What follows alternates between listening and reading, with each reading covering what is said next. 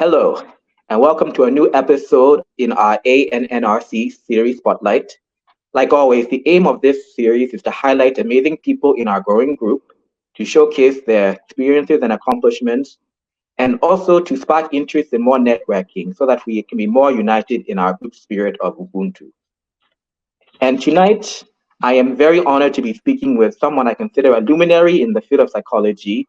I've heard so much about him. I've been able to be on a few Zoom calls with him, but this is my first time really interacting with him one-on-one. And previously, I was worried that our schedules and his travel schedule will not allow us to talk, but God is good. Our schedules are now aligned. We're on the same time zone.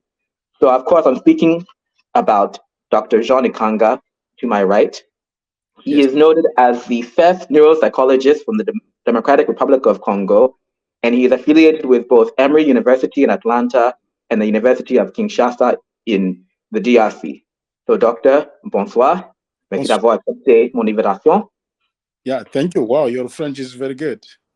So, I was a French minor in college, and I was very tempted to conduct this whole interview in French, but thinking about the landscape of our audience, I think it's better I stick with English. And also my French, it's been a while, so I don't want to embarrass myself either. So we'll try to conduct this in English for now. Maybe in another time, I'll do a French version. Okay. Okay. So I was connected with you through Sarah, and she really wanted me to talk to you because she has always spoken so highly of you and your unique route. Thank you to hear that.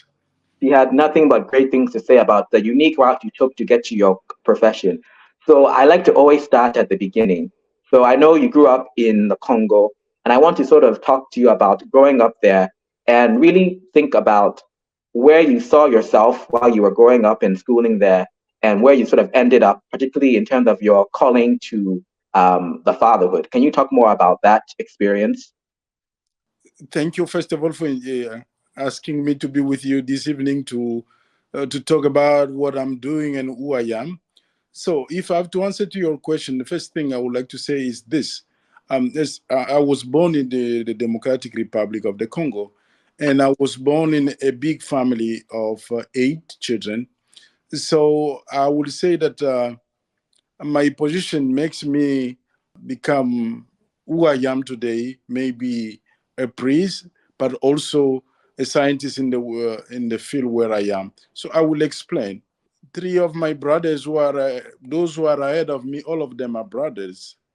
So my dad wanted a girl, and he never get those who were ahead of me were not girl. So he was so worried. It is a good friend of his who was a Catholic priest who came, who started explaining to him that children were gifted from God. So, and this priest went in detail and explaining. So I was still a young child. I never knew much because my dad and mom were almost going a divorce. But this priest talked very much with my parents. So when I was growing up, I was in school. I really wanted to become a physician, but that the image of that priest came in me, the priest who changed the life of my family. So I just wanted to be like him and help other people who will be in that situation. So that's what brought me really to become a Catholic priest. But while being as a Catholic priest, I showed a lot of interest in the science. And my religious order, while the Divine Word missionaries, while they were looking for someone who could come to the United States and do neuroscience and do neuropsychology, they asked me to do. But also, I was so much interested in science coming, as I said, from that priest. Because that priest also explained to my dad a little bit in not so much in death and biology, but he was explaining how my dad was the one really making sure that we have a boy or a girl. Mm-hmm. This is something which, for me to see this priest who knew God, but this priest also who knew science, that's both combination I saw from that person. That's what made me to become a priest and to be so much in science. I see. Okay. And I'm curious, when you're talking about science, that is, of course, a very broad field. But I'm Mhm. curious when you first were introduced to this field of psychology specifically. And I know for a lot of the curriculum in a lot of African countries, psychology may not be a main focus. So I'm curious, Doctor, when did you first become aware of this idea of studying the mind and behavior, which is the field of psychology? How did that sort of enter your thought stream?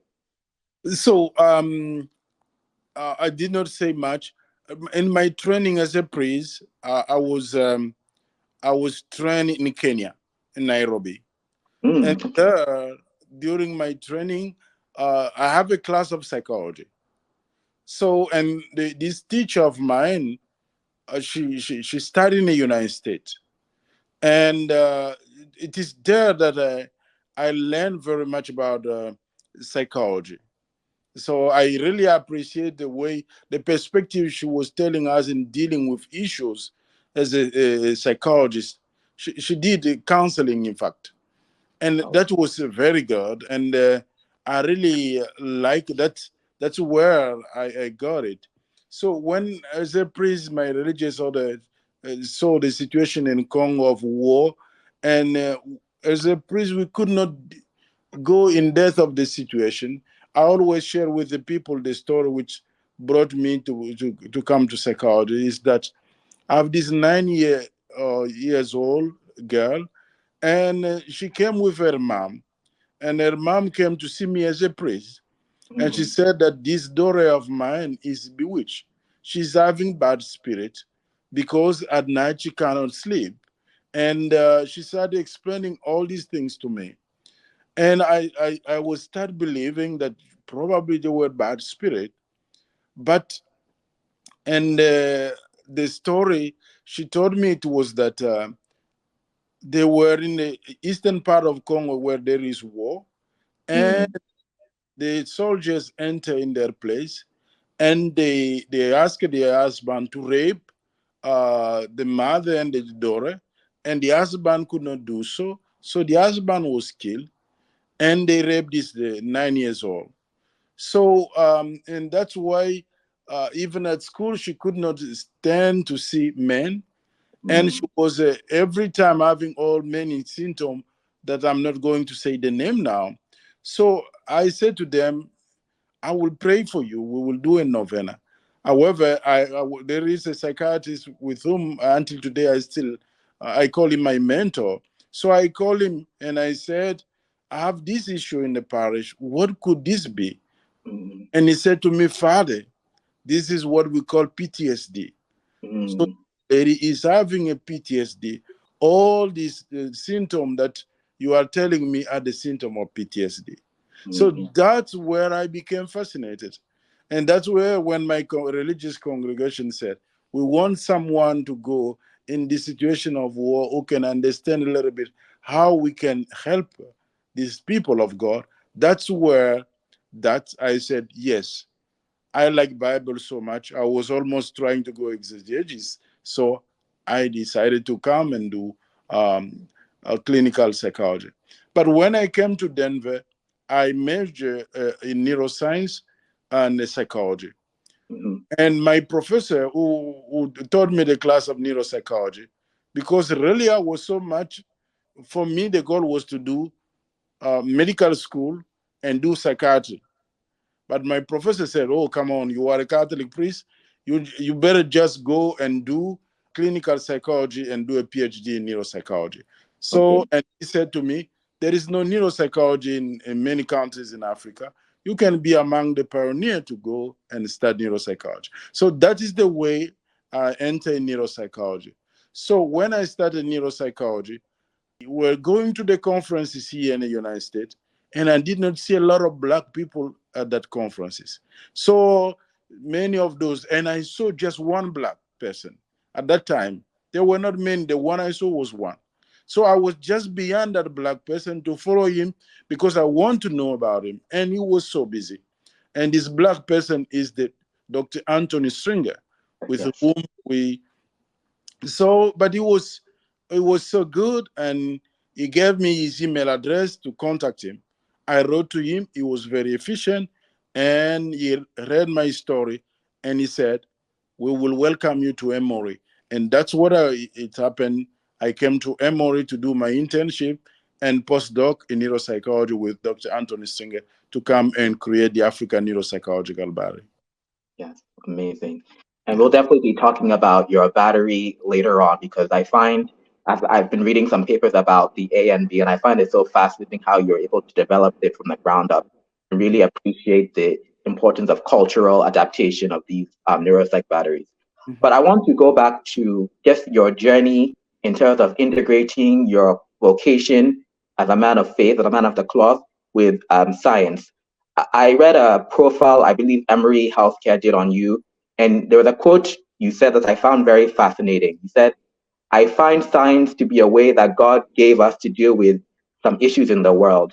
And I'm wondering if you can explain that a little bit more, because often, maybe not in African culture, but in the secular world, there's this very strong conflict of having faith and having science. Some people seem to think you can't have both.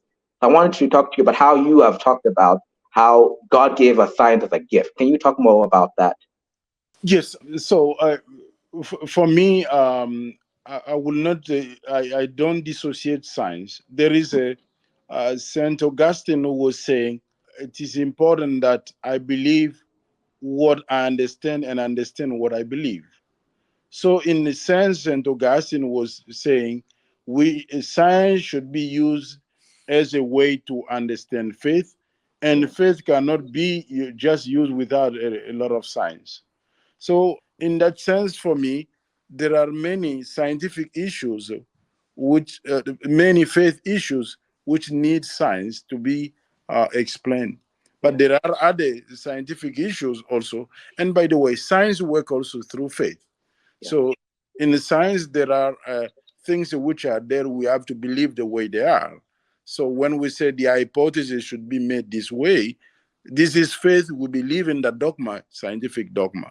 yes, So that's the way I say that science help us to explain other things. So science is used as a way to explain our faith. yes, definitely. I definitely see how you've been able to create those merging of those worlds in terms of what you do. And there was another quote in that same profile. Again, I love the way you sort of speak so well about faith and science, but you said to have both science and faith, you have the complete reality within me, within yourself. So I think from a personal level, I'd like to know how has it been for you to have these two different career paths and integrate them? How has that sort of helped shape the person you are today? No, that's a very interesting question because I always ask myself, first of all, to answer that, I always ask myself, I don't know if I were not a priest, if I were to study just science like that, could Yes, have I come to faith? I don't know, but I think that priesthood first helped me a lot because I have a very strong background in my faith. yes, And so now, when I came to learn science again, these are, it seems that it is the other side of the coins. So whenever I have a science, I have faith. There are other things that science can explain, faith cannot explain very well. There are yes, other things that faith can explain very well, science cannot explain very well. So, and what makes me great is that I've both sides of the coins. So yes, I said to be a scientist and a person of faith, really, this is quite interesting. And another thing that I would like to give to you, you remember first some of the Americans when they arrived at the moon, the first thing they were it was really to thank God. You see, mhm, so for them it was to have science and to have faith, which were very important for them. So that's the way I find it. I am more complete when I have science and faith. yes, definitely. Great. And Doctor, I'm curious, with that in mind, as you were going through your training as a neuropsychologist, and I know you had had the fortune of linking with Dr. Stringer as a mentor, can you talk about some of the, I guess, highs and lows of that training, whether it's graduate school or postdoc? What were some very key moments that really shaped the person you are in terms of having this idea of going on to create the African Neuropsychology Biology, AMB? What were sort of the things that stuck out in your training that made you feel like I have to create a battery for this population? Yeah, that's a very important question because, as you know, I was born in Africa. Yes, I know a little bit my culture. So I know the way education is shaped. I know we use oral tradition. yes, I know we are not a culture where people want 9 out of 10. We are a culture, at least something is done. yes, We are happy with. Our understanding of time is different than here. yes, Here, when it is nine, it is nine. It is a one, 9 or 1. It is. So when I was seeing the way the culture here is, it is. I was asking myself, yes, these are great things I'm studying, but this not the way it is in Africa. yes, How what is I'm studying can be applicable in Africa. These are great things. This is we're talking about memory, but the way it is associated won't be the same in Congo. It won't be the same in Africa. So yes, you see, Mike, I was every time, how can I say, using my culture and putting it in front of what's going on. I was saying something is missing here. So that's the first thing in my training that's already starting in Denver, Colorado, where I am. But when I was in Michigan, I my grad school, University of Detroit Mercy, so I happened to meet someone who also, after Dr. Anthony Stringer changed my life, is Jakob Stern. Jakob Stern is the one who was the theory of cognitive reserve. yes, And in fact, I will work with Jakob Stern for my doctoral dissertation and do a lot of research. So Jakob Stern will tell me, said, Jean, if you would like to go to Africa back and bring what is here, don't take all the tests which are here to Africa. That's not a good way. The first thing you have to do is start creating the neuropsychological barrier, which will take into account the African culture. yes, And that's where you will impact your world. And that's where you will do something great. So that is a level of the grad school where I started saying things cannot be this way in Africa. And Jacob Stern bring that to me and say, you need to find how to measure attention in Africa, how to measure processing speed in Africa, how to measure memory in Africa, executive functioning in Africa, in the context where people are not told all everywhere every time to plan to have organization the way they are here. For example, another thing that was quite important was the naming test. Myself, when I was training the Boston naming test, every time I was taking it myself, I was not having all the required score. So yes, it was looking like I'm a physics, like yes, I was having a problem, but it was not. It is just because items which were there were not culturally okay for me. okay, So right, for me, I just wanted the item which was very African, you see. So that is the way that my last year of a postdoc, Dr. Anthony Stringer told me, no clinical work for you anymore. I remember that sentence of him. No clinical work for you, no other research work. You just be in your office when you come, start thinking of every day of these tests, how you can adapt them in Africa. yes, So what I was doing is my last year was creating the tests, looking for items which can be going on internet, searching what item can be very common in sub-Saharan Africa, and trying to see what are the game which I use, and trying them on some of my colleagues and Dr. Stringer, who is a very uh, is a great expert in neuropsychology. So he was trying to tell me, okay, this one you cannot do this way, this one you can. So it is how that I came to create the African neuropsychological barrier. Wonderful. Yes, that's great. And you talked about how, in terms of the differences that require this adaptation, Africans may have a different perception of time and storytelling, but let's also talk about language, because we know that within the African culture, there are many countries, but so many different languages that are spoken. And that idea of people not just speaking one language, whether it's Francais or Lingala, but just having this multilingual background. So I'm sort of wondering, as you're thinking about assessing people, what do you think neuropsychologists like yourself have to keep in mind when they are assessing someone of a multilingual background? What are the implications of that when you're devising these kind of batteries? There is a mentor of mine who is at Washington University, Seattle, Paul Crane. Paul Crane, from the beginning, told me that the language is everything in the brain. Yeah. So, and he was saying, be careful with the language. So, in that sense, as a neuropsychologist, while assessing, I pay attention to what is the first language the person speaks, what the second language the person speaks.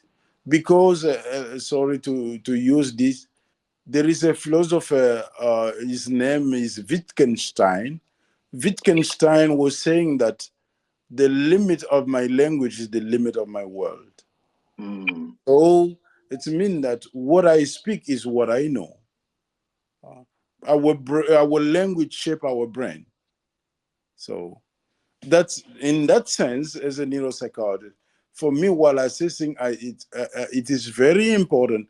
What is the first language? What is the second language? Because the language will express the amount of the culture. I just gave you the example here of Boston naming test.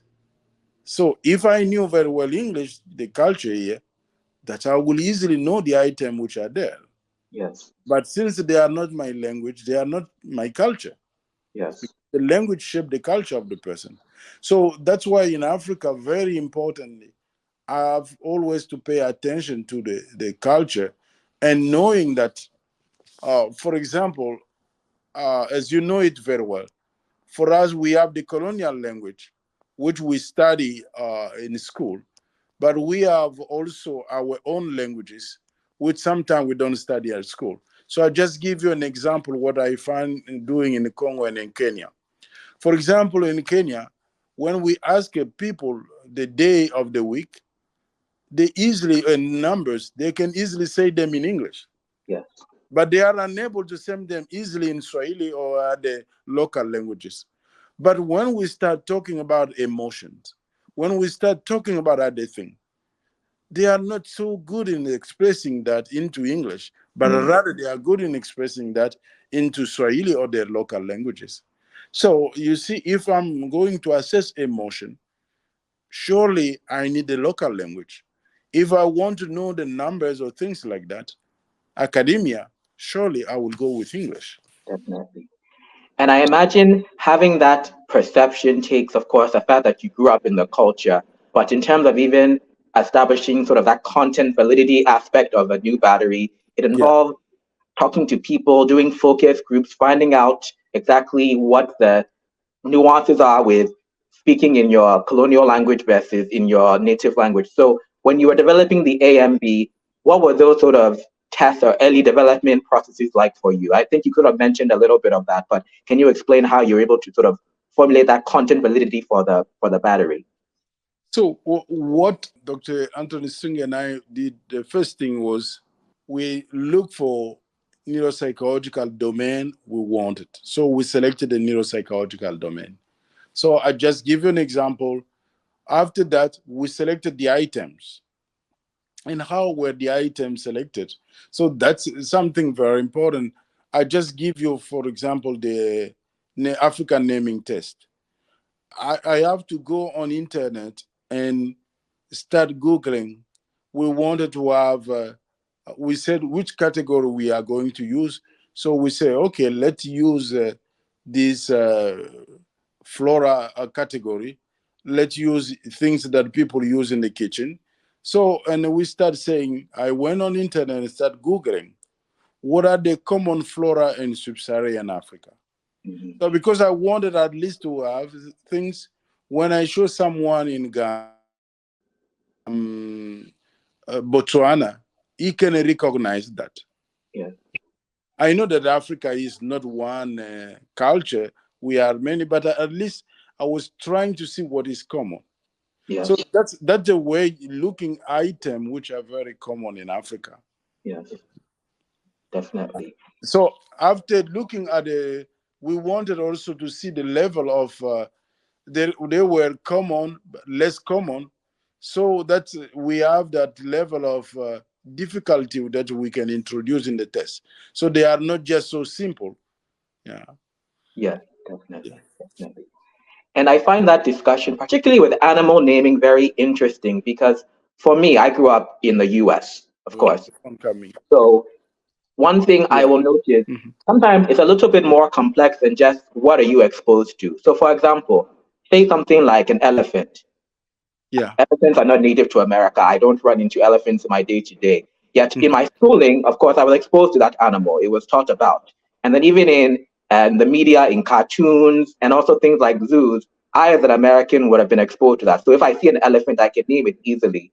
So to what extent do you feel like that's something to consider in African culture? Yes, maybe um, African children aren't regularly exposed to things like, let's say, polar bears. But are they taught about those things in school? Do they see it in their media? Do they see it in their cartoons? Do you think there's some aspect of what you are taught in school that also shapes the ability to name vocabulary? Yeah. So, in fact, that's a very good question. I know that I've dealt with that aspect in a sense while talking about Africa. Allowed me to say I have two Africa. Is the Africa, the old Africa, and the new Africa. Yes. When I say there are many things that I use in the test, some of them seems to be a little bit, if you will allow me, a little bit to in the middle between old Africa. I will be most old Africa than Hmm. the young Africa. Yes. When I say the young Africa, it means what? My the children of some of my friends will not know many of the items which are there Yes. because for them they are so much already with technology. They are already changing. So this is a different. That's what I call the new Africa, where young people are so much connected to the global world. Yes. But many of the items we were using were the item related to the traditional between bracket Africa. Yes. So that's where you see that these items are there. But also, we were trying to avoid things that are so much class related Yes. because I know that education is a real problem in Africa in the sense that in sense of quality and quantity of education. Mhm. So that's why we were avoiding to have things that are so much related to education. Definitely, definitely. And I even know because I think I mentioned this on a previous call we had with our group that I was working on translating a neuropsych battery into languages in Uganda. And one thing we Yeah. noticed when we were having our sort of group discussion with the translators was that it's not as black and white as here is English and now here is Luganda. Because Mhm, many times, even in the Luganda language, something like mhm, the word number, the mhm. common phrase they'll use is inamba. So when you're talking about trail making, that you won't many Ugandans won't even know what the actual some will, but some will not even know the actual Uganda word for number. They'll Yes. commonly sort of anglicize the word and say inamba. So it's a very complex discussion because it's not as simple as translate everything word for word into Uganda, but take into Mhm. account some of the adaptations that many Ugandans talk, in their day to day, that sometimes they incorporate English into their Luganda, such that Mhm. they themselves won't even recognize, oh, this is actually an English word. but they'll say, okay, but in my language, I use the word in number, it's an anglicized word. So I know it's a very complex discussion, and I think it's very helpful for someone like you to sort of bring up that discussion in a conversation so that translators know that you have to really take into account the culture and what is going on in the day to day. Do you find sometimes that can be, I guess, when you're having your conferences with your fellow colleagues, that can be a difficult thing to discuss with them so they really understand the cultural nuance of translating batteries? Yes. So one of the things is there are some few people I met who impacted my life is Jennifer Manley. Mm-hmm. And Jennifer Manley has been very influential also in my life. So Jennifer Manley put me in touch with NIA, and NIA has what is called the HCAP, Mm-hmm. Harmonized Cognitive Assessment Protocol. So the HCAP has been used in here in the United States. The HCAP has been used in Latin America, now in Asia, Mm-hmm. and they are trying to introduce the HCAP in Africa. It is used already in South Africa. But South Africa, it is not the same culture in many ways like ours. So Harvard University is using HCAP in South Africa. Mm-hmm. Now we are trying to use the HCAP in Kenya and to use the HCAP in Cote d'Ivoire. I'm trying to wrote a grant to see if I can use the HCAP in Congo. But to answer your question, so we met the group of NIA which are involved putting the HCAP in Africa. Mm-hmm. So that was real my point, because the goal was just to translate the HCAP into English so they can be used in Africa. I said, no, no, no, no, no, no, no. You might be asking what day is it, but for us, for example, the way days are counted in Africa is different. Yes. You see, so that's if it is evening, they will give you another day. Uh, so and there were some few things, many things like that, not a few things. We wanted to use the digit word, the digit spam, and Yes. yes, the digit spam use words, use numbers. But I was trying to tell them in Swahili, in English, the digit spam from 1 to 9, it is just one syllable.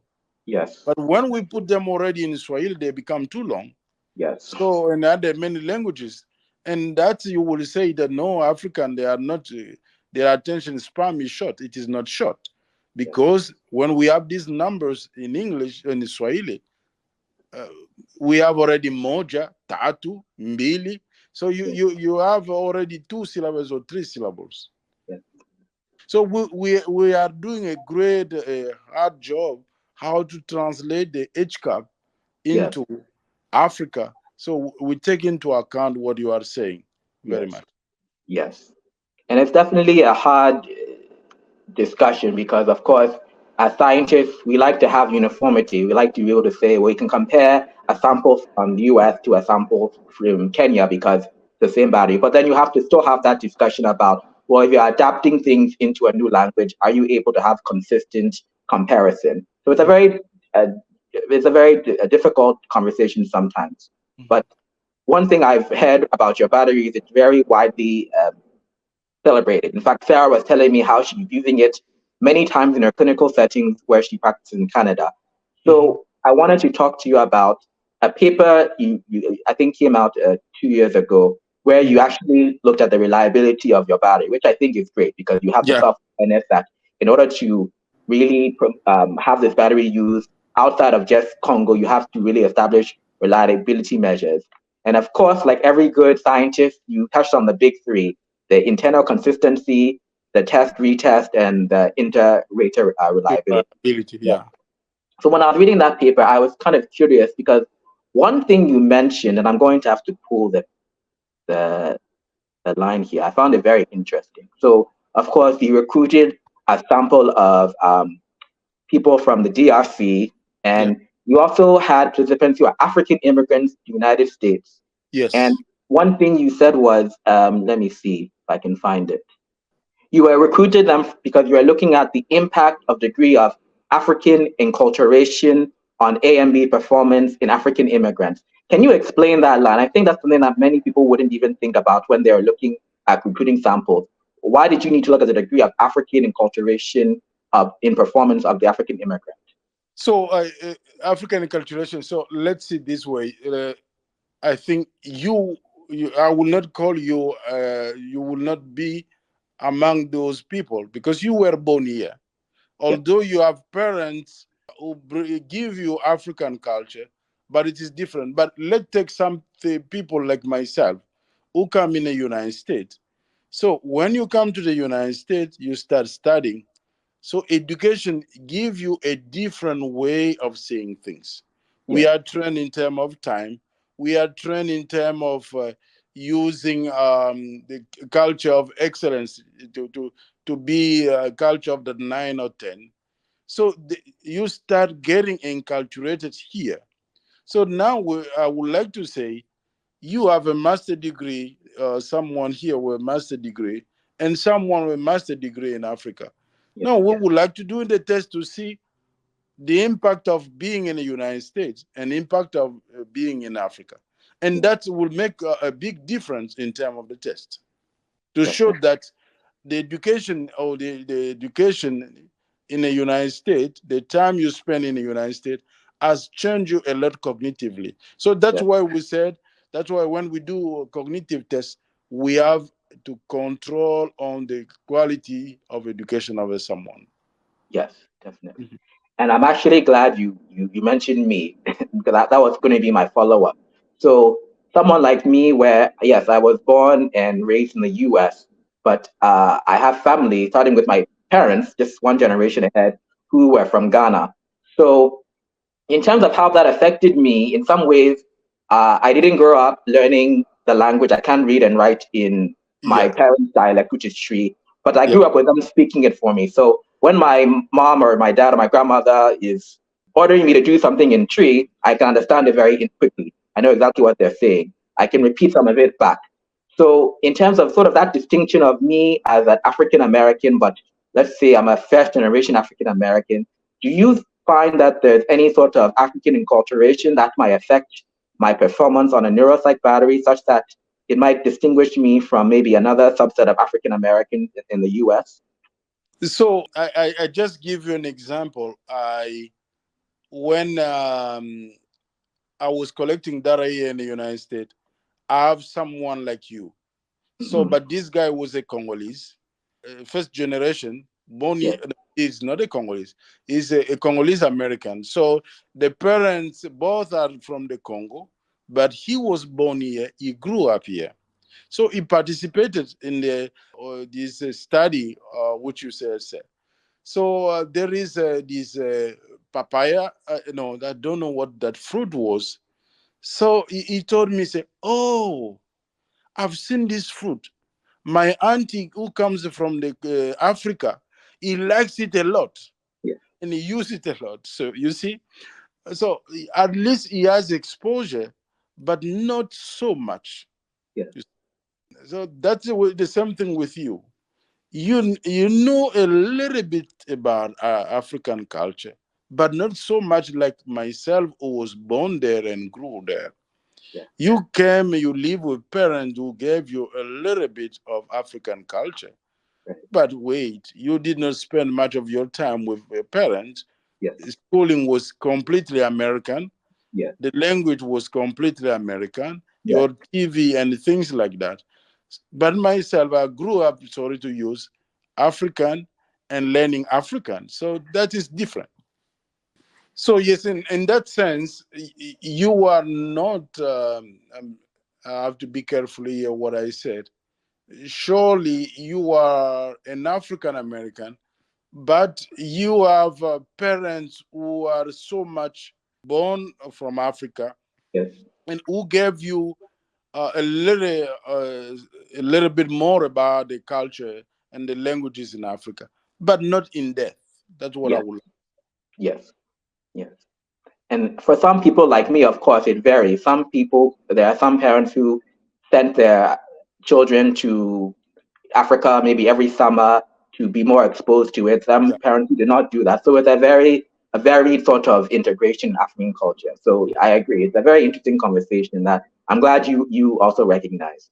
And so from your paper, I know you were able to establish some pretty strong reliability measures. And you had talked about how in the paper you wanted to establish reliability and then move on to validity. So I'm curious now with the future of the African neuropsychological battery. And I'm sorry, I haven't maybe read the paper maybe that you have done following the one that I read about reliability, but where do you see the future in terms of establishing more psychometric properties of the AMB, or what is sort of your goal at the moment now?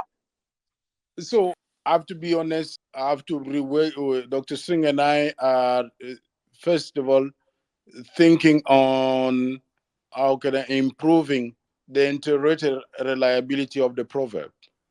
So Yes, the integrated that was the reliability one of that the had a proverb, slightly low ICC, I remember. yes. So now we have created a type of responses which can make integrated reliability become a little bit higher. So that's one thing that we are doing.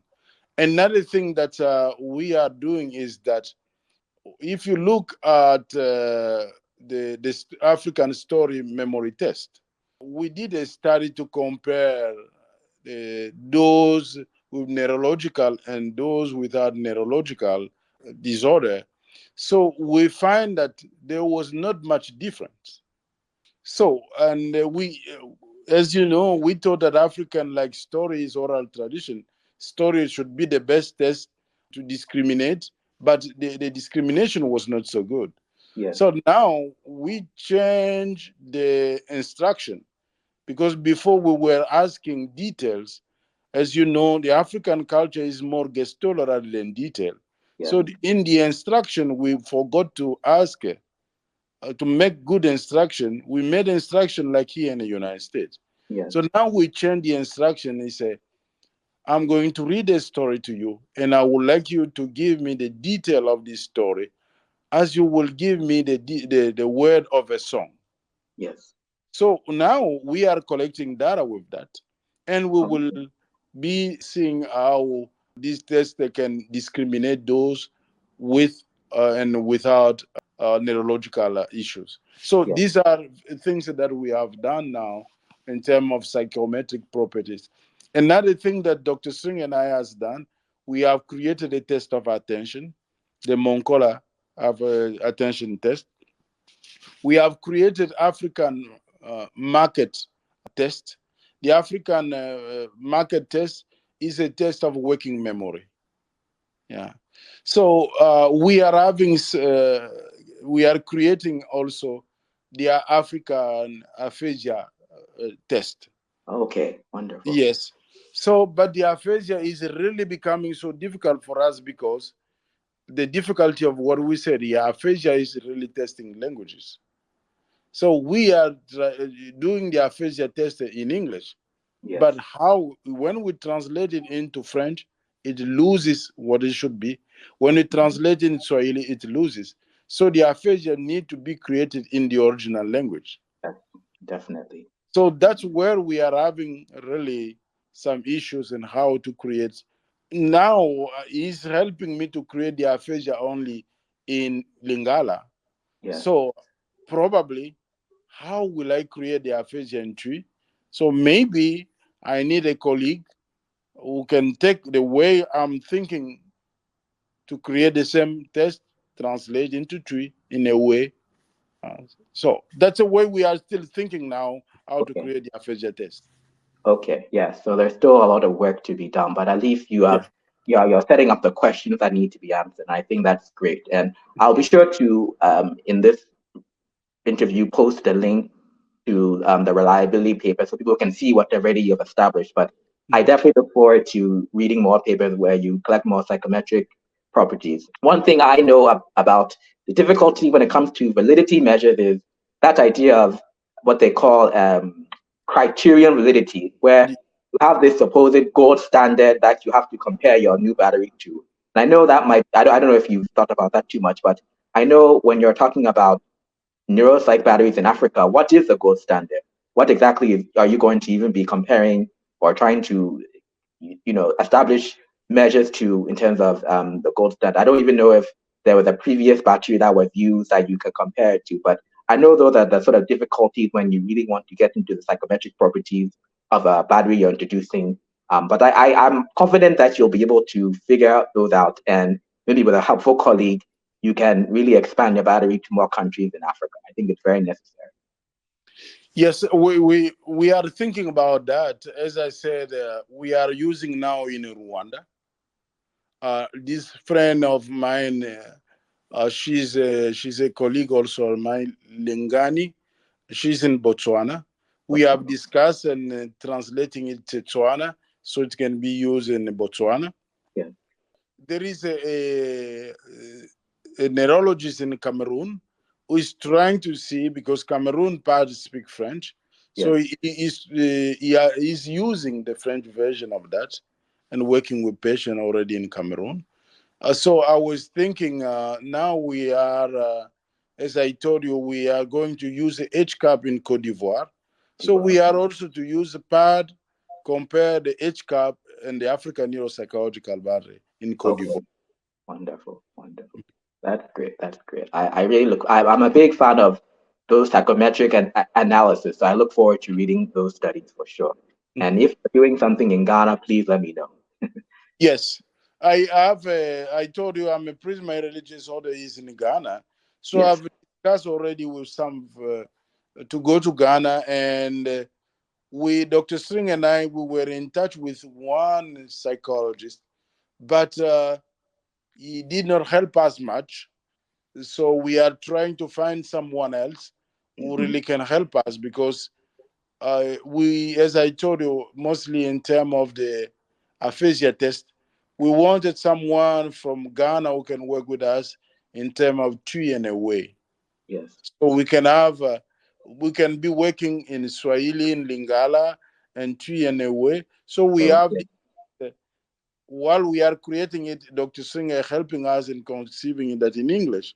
Yes. I can easily put it in Lingala and Swahili, Yes. and the other one can put it in Twi in a way. So Yes. that's the way we're thinking already.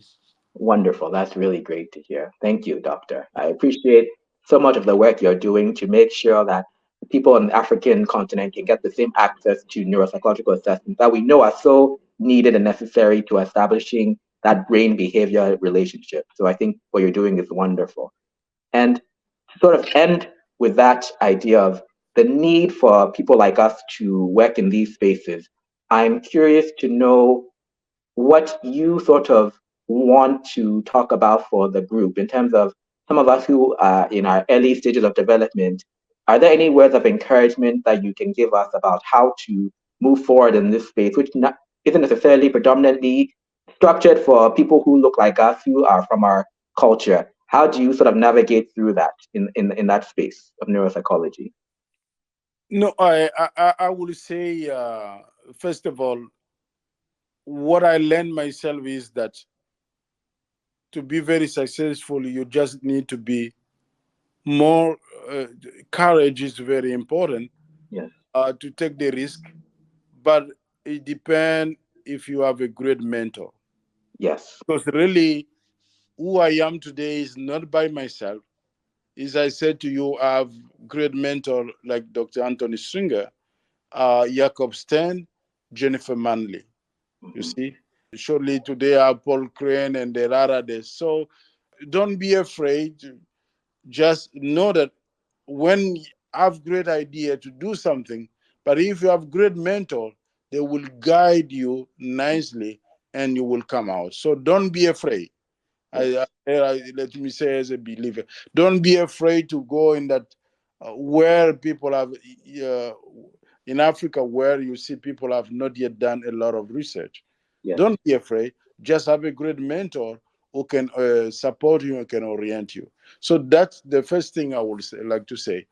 And the second thing also is that just be in touch with the African culture yes, and the African people and African educational system.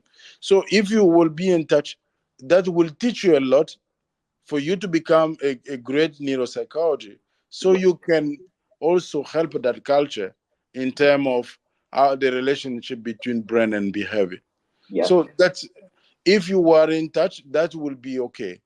And the last thing that I would like to say is I find it very fascinating is that while working with the people in Africa, I find that I was not the only one because I study or either in the United States that I knew more, but the people taught me more than I was expecting. So I went sometime as an open-minded to the person to them.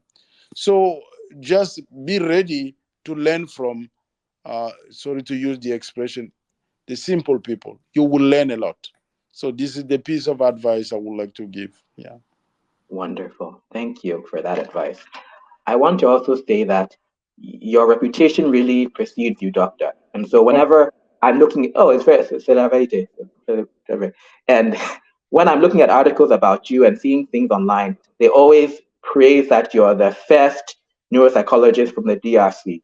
But I'm curious even how you feel about that sort of distinction. In terms of you are the first, but should you be the only? And should you be maybe one day the first of many who come from the DRC?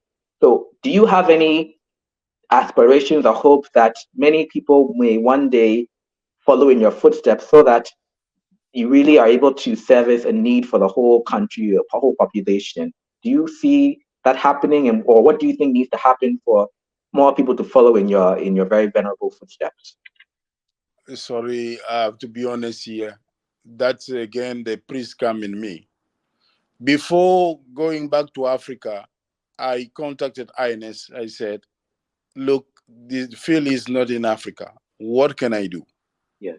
And INS put me in touch with the University of Montreal, mostly for French speaking country. So the second year I was in Africa, in the Congo, I sent already one of those who were collecting the African neuropsychological barrier is today at the University of Montreal studying his PhD. He needed to do his master in neuropsychology, and now he's studying his PhD at the University of Montreal. There is another one in Cameroon that I've trained, and if everything goes well, she's going to University of Montreal, so to bring neuropsychology in French-speaking country. And now, what we said with Dr. Anthony Singer and others, we said, okay, maybe it is so difficult to educate people to the Canada or in the United States. So we wrote a grant to see if we can have a master program in Rwanda, and Mm, so that we can send that grant. We did not get money, so we are submitting another grant and good. are trying to train some people already in Africa, in so that they can have neuropsychology in their background. So in that sense, my what I learned from Dr. Singer is that he was great because he has trained great people. Mm, So the greatness of a great scientist is not when he or she alone is great, but if we can make other great people. So I'm making other first after me. wonderful, wonderful. What great inspirational words to end on. And so again, Doctor, thank you so much for your time. D'avoir accepté mon invitation pour le week-end. Merci Merci beaucoup. beaucoup. And thank you. And I hope everyone enjoyed this special presentation. And I hope that as we continue to move forward as a group, we think about the importance of mentorship and networking as a people. So thank you, everyone. Have a wonderful night. Thank you.